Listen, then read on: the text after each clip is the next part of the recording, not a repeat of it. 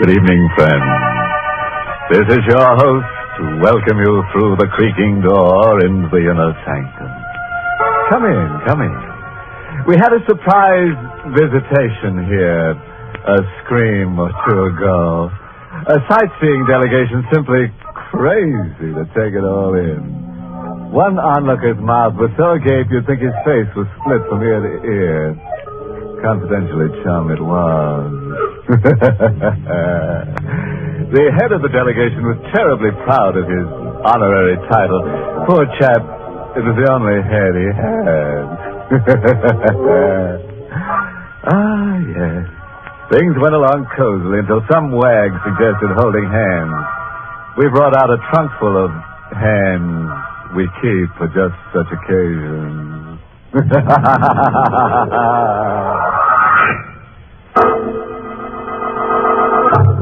Tonight's Inner Sanctum Mystery, Between Two Worlds, was written by John Robert and stars Mason Adams in the role of Sam, with Ann Shepard as Connie. It's Yuletide week in South Chicago as a flash electric storm whips the streets. Inside the 10th District Police Station, Chief Matthews and his clerk Daly are passing the time over a game of chess. Suddenly, like a bolt from the heavens, a window pane crashes, and a parcel fastened to a fist-sized rock drops to the station house floor. It's a package tied to a rock, Chief. What's in it? Oh, a notebook, Chief. A 5-and-dime notebook. And all written up like a confession. It's signed Sam Tyler. Sam Tyler, never heard of him. Read me what Sam Tyler's got to say. Ever come face to face with death and just stand around helplessly waiting for it to tap you? Waiting for the final count. While you're waiting, your heart is a big clock ticking off your doom. And inside your head, a moving picture's going on. You're looking at the story of your life. And it's not a pretty story. It's all black. It's all bad. You hate to die without a single good mark in the big book. If you only had just enough time to chalk up one good deed. It happened like that with me. I came face to face with death. Death was Nick Fazenda. I'd lost face with Nick. The big guy liked his racket boys tough and nervous, and I had a streak of chicken, Nick said. I had a streak of chicken, and I knew too much to be trusted alive. What do you want, it, chicken? Nick, don't do it. Give me another chance. Dying like this scares me. What's waiting for me after you pull that trigger, Nick? I haven't done one decent thing since I was born. Kid, you picked the wrong setup. You should have joined the Boy Scouts. So long, chicken. Shot made a noise like a TNT charge, but I hadn't felt the impact. I hadn't felt anything. Either I was paralyzed with fear or dead to feeling.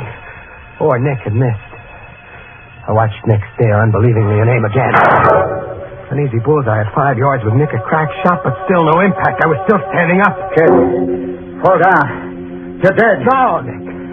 I'm alive. You can't kill me. Nick, you're seeing a miracle happen. You're crazy. Nick, I'm going to get that chance. I'm going to live. 2 more shots, but still no impact. I was alive, uninjured. Something was happening to Nick. His face was purpling as if he was suffocating. As if some invisible stranger had his hands around Nick's throat, strangling him. Peter, I'm choking to death. Help. Nick was on the floor. I watched the color wash out of his face, watched him go rigid. I crouched and listened to his heart. Not a sound. Not a murmur. He was dead. Nick had dropped dead. I'd seen a miracle happen. I hopped a midnight freight heading east. I was in the boxcar loaded with crates of eggs, still sweating over my narrow escape. And I got a spooky feeling that I wasn't alone. I lay still, choking back my breath with my hand tied around Nick's gun. You have no need for the gun, Sam. How did you know my name? I know all about you, Sam. Put down your gun. It's up on the trigger, it's cocked, so no tricks or you're a goner. Goner. Too late for that, Sam. I am a goner already. What kind of crazy talk? I died, Sam, just 1 year ago. You're your own ghost. Get your hands up high, Mr. Whiskers, so I can frisk you. I reached to frisk Slapper's pockets for a rod, but there was no one to touch. I was only grabbing at empty air. I told you I died a year ago, Sam. I saved your life tonight. I gave you your wish, your chance to do one decent thing before you died. Did you mean the promise you made? No. That's Graham. It drives me crazy. And you lied in the face of eternity. I'll have to recall the time given you. What do you mean, recall the time? You're living on borrowed time, Sam. You were meant to die by Nick's first bullet. You remember how Nick died? Yeah. All of a sudden he couldn't breathe. Felt like his lungs were gone and his heart was calling quick. Like you're beginning to feel now. What? Like I can't breathe. I'm choking.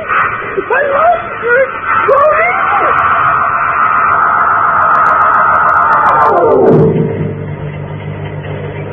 When I came to,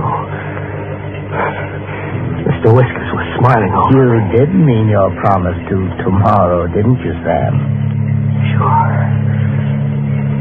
Sure I did. Anything you say. Then continue on to Chicago. When you arrive there, spend your time waiting in a restaurant called the Spread Eagle. Sooner or later you will be approached. You are to lend yourself to any situation that arises. Any situation, understand? Sure, I understand. This good deed I'm to do on borrowed time. What's your interest in it? Deeply personal, Sam. I am no longer among the living, but I have no place among the dead. I walk between two worlds. You see, Sam, in life I didn't have one decent thing to point to either. Through you, I hope to find rest.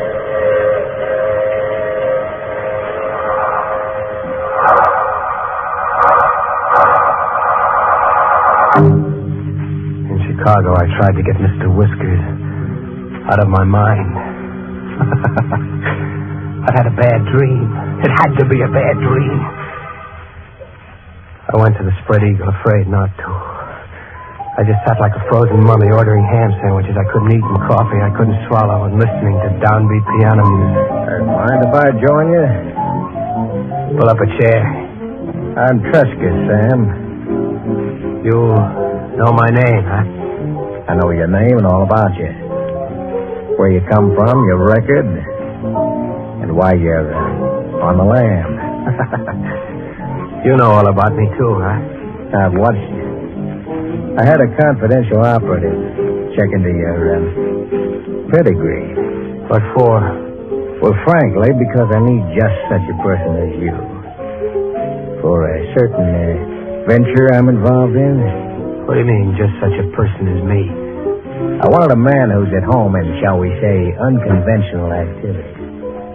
A man I can trust because he doesn't dare go to the police or even to the underworld. And I'm your man, I guess. You definitely are. Okay, let's go. Heard you agree just like that? Without even discussing price, the nature of the work? You said I was your man. Fact is, Tresca, I'm your man, and there's nothing I can do about it.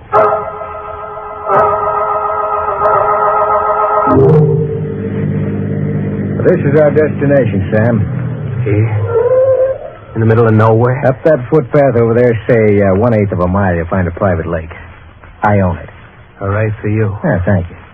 And there lies your first chore. Behind us on the floor of the car is a burlap sack. Its weight, I would estimate, is 118 pounds, more or less. What? We've been riding the courts around. We have. You're to carry the burlap bag and contents up that footpath to the lake and drop it in there. And without tears, Sam. Mind you, without tears.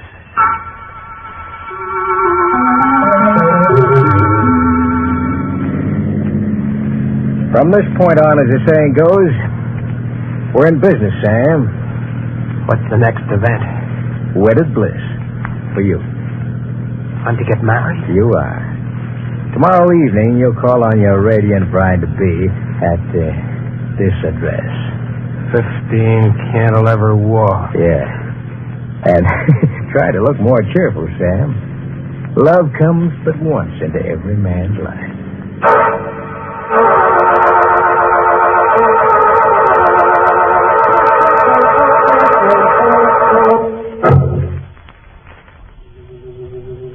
I could hear Mr. Whiskers giving me the horse laugh somewhere as I climbed the steps to 15 Cantilever Walk. Big gray stone as if someone had imported the side of a mountain. Iron over every window. And gloomy enough to give even a crepe hanging a St. Vitus dance. I rang the door buzzer.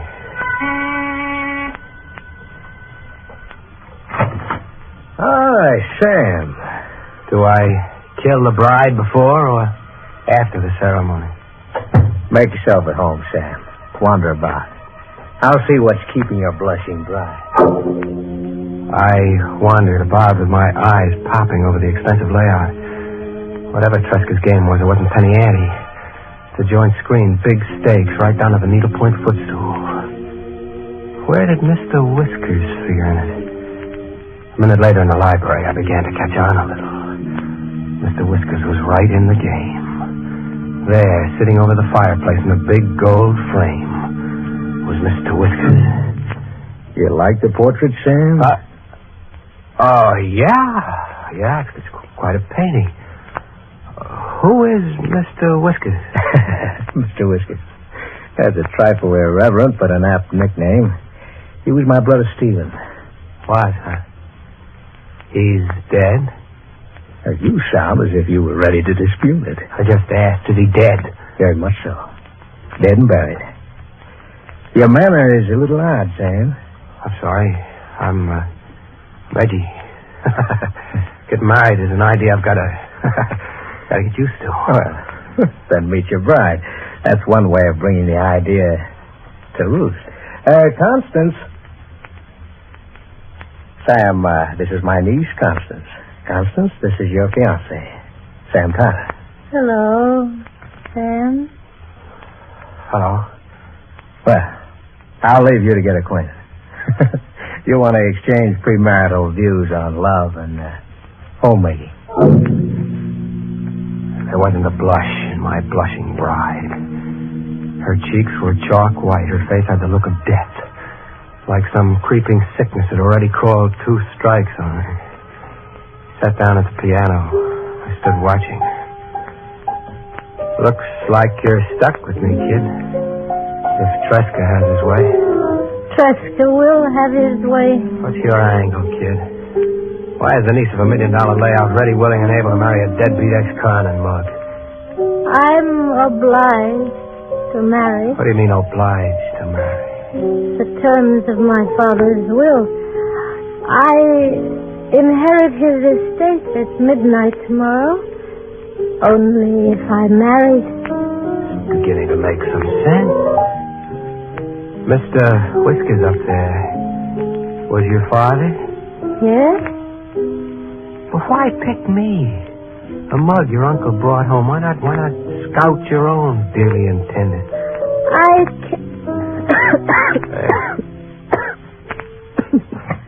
I'm not well enough to...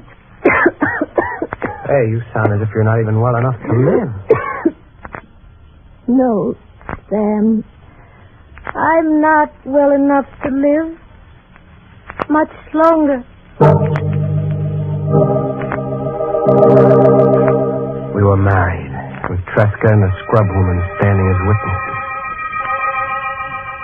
I shacked up in the big jail at 15 Cantilever Walk. I was the legal husband of an heiress, but I wasn't congratulating myself on my good luck. There was a hidden gimmick somewhere. I pried. I searched Connie's room. I found the hidden gimmick in the lady's handbag. The handbag was crammed with the usual junk girl stock, a powder case, lipstick, nail file, comb, plus a driver's license and a Christmas Club bank book. But they weren't in Connie's name. The name on them read Ann Powers. I got it as fast as I read the name. The girl was a ringer, another patsy in Tresca's game. You needn't feel too guilty, Sam. What? I left my handbag where you could find it. I had to look. Tresca killed his niece and hired you to stand in for her. You going to deny that? No. How did you come to fall in with Tresca? I was in a restaurant. Tresca came along and hired me. My life, Sam, every bit of it hadn't been good. I couldn't die, leaving it all bad. You wanted to do one decent thing before you died. Yes. You made the wish and Mr. Whiskers appeared and took you up on it. He sent you to Tresca and Tresca hired you. You're going to tell me that's what happened. You're hurting me. Is that what happened, I asked? No. You don't know anything about this obsession you have with Mr. Whiskers. What good deed can we do around here, kid? Tresca murdered his niece to steal the estate for himself. We'd just won. Hooray for Tresca. Connie's father left the money to charity. If his daughter failed to marry, Constance refused to marry. She wanted the bundle to go to charity. Yes, to atone for her father's past. His life hadn't been much either. $1 million to charity, that's a lot of squaring up. That could be our one decent act, yours and mine, Sam. Make Tresca's scheme fail. Quite an ambitious undertaking for newlyweds, huh? Oh, now, don't you two look at me as if I were another supernatural or occult visitation. I entered through a secret sliding panel on the north wall. I overheard your odd tete-a-tete simply by donning earphones. The room is wired. You don't miss a trick, huh? What's the gun for? What are guns for? There was a charge like stale air exploding. I spun around but didn't drop. This was where I had come in. Tresca, like Nick, could empty his gun point blank, but he couldn't rub me out. It was exactly where I had come in. There in front of me, Tresca was getting the same dose Nick got. His face was twinkling as if he was suffocating. As if some invisible someone had his hands around Tresca's throat. Having trouble with your breathing, Tresca? I can't breathe. Just in here.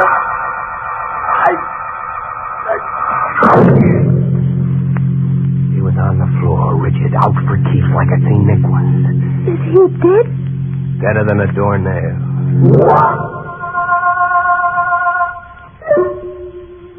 We sat around, the three of us. Tresca, the girl, and me, waiting for Mr. Whiskers.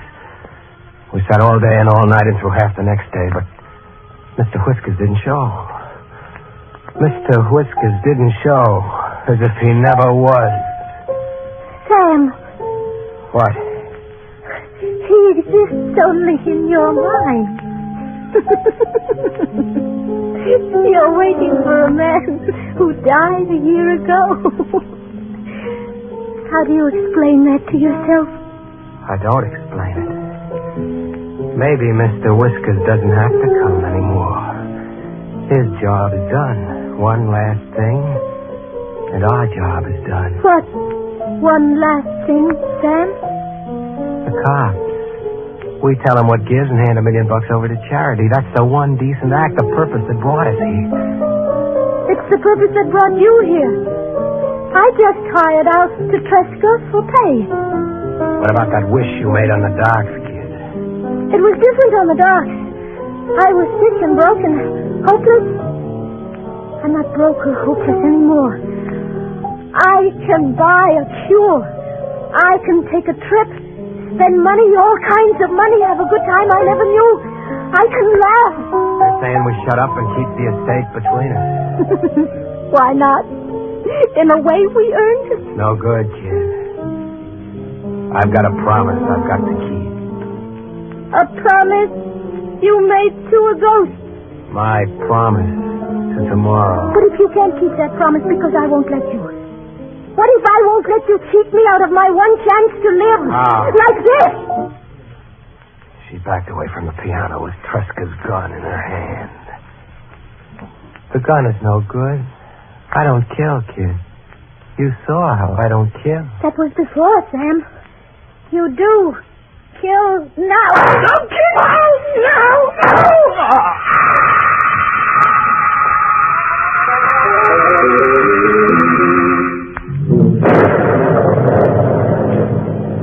There's one last line, Chief, sort of a dying scribble. The girl was right. I did kill now. That's the end of it, Chief. What are you making?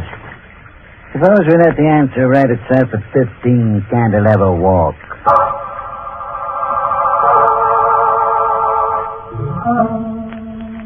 Well, the confession's the McCoy, all right. That's Sam Tyler on the sofa, Tresca on the floor, and there's the girl out cold, still holding the gun. Got any pulse? No, she's dead. No visible cause, Davy. Just dead. I'm getting a faint pulse on Tyler. Sam Tyler. What? You the police? Yes. The girl shot you and you just about bled to death. You know the whole story, Sam. So the girl got to do that last decent thing after all. The girl didn't do anything. Her heart blew out after shooting you. We read your confession down at headquarters. My confession? Yes. This 5 and dime notebook. Yeah, see it? It was tied to a rock and tossed through the window at headquarters. You wrote it, but what we want to know is who delivered it.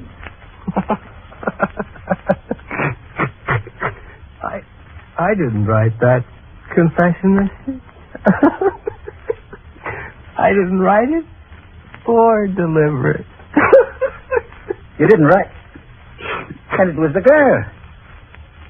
She had enough left to get downtown and get your story to us. If not you, it had to be the girl. You'll have to ask Mr. Whiskers about that.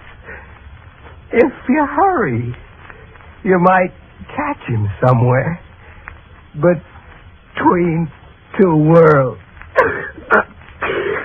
Merry Christmas, Chief.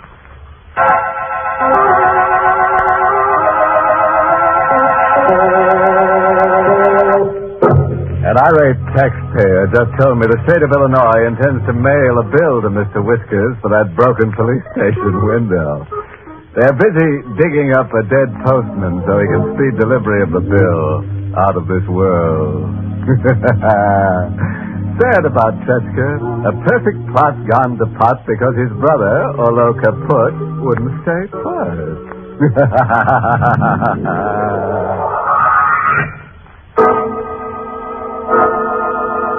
We invite you to join us again next week at this time for Inner Sanctum. This is the United States Armed Forces Radio Service, the voice of information and education. States Armed Forces Radio Service, the voice of information and education.